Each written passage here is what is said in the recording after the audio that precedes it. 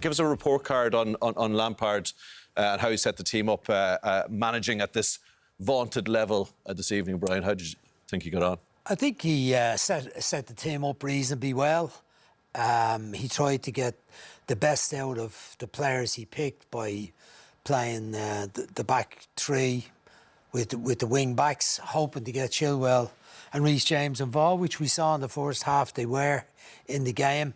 He put the pairing together up front. I think Felix has been one of their best technical players during this bad spell that they're having. They've only won 2 games in the last 11 in the Premier League. And Sterling has a consistent record of goal scoring at Champions League level. Did they produce tonight? Felix was tame. Sterling, few bits in the first half, should have scored on that opportunity he had.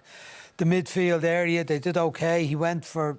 played Kante with little football under his belt. So I think the selection's all right. There was no one left out of the team that you could say, he made a big mistake there. He's been great. Mudryk has been great. Or, Pulisic has been smashing. Ziyech has been great. There's nobody. Gallagher's done all right in bits and pieces. So I think he picked the right team. He made the changes in the game. He brought Chalaboa in to try and stifle it after Koulibaly went off.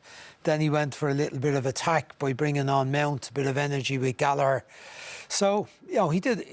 I wouldn't blame the manager on the result. The Chilwell incident in the second half. That was a big moment, wasn't it? The Cucurella incident in the build-up to that was a critical moment in the game. We look at that moment, and actually we look at the Mount chance in a moment as well, because he would have looked like a very smart boy, Lampard, if that one had gone in. Before we get into that, Damien, I just wanted to ask you, the first thing we talked about this evening was the sort of year and a bit of chaos at Chelsea brought about by the end of the Abramovich era. And if you think about it, this time last year, they went down a 3-1 deficit from the first leg of the tie at Stamford Bridge, and they came back. They were 3-0 up at the Bernabeu and, went to extra time. It was a great tie, and the sense that at the same level of Real Madrid.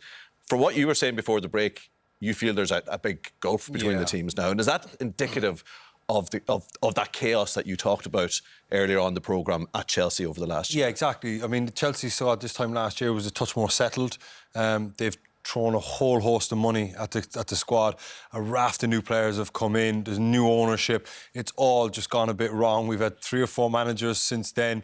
It's just been utter chaos at Chelsea since February 2022.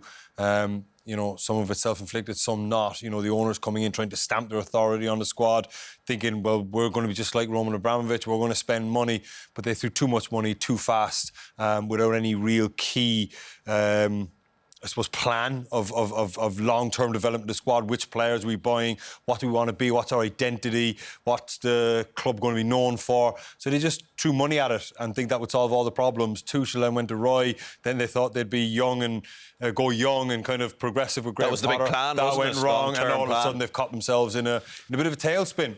But whatever happens this year, it's just about settling everything down. And if Lampard can produce some reasonably good performances, I think they did well tonight. And I agree with Brian. I think Lampard, performed admirably tonight with his team selection, substitutions, had a little bit of a goal while trying to be defensive at the same time. But I think he knew they were always going to be up against this Real Madrid team, and so it proved.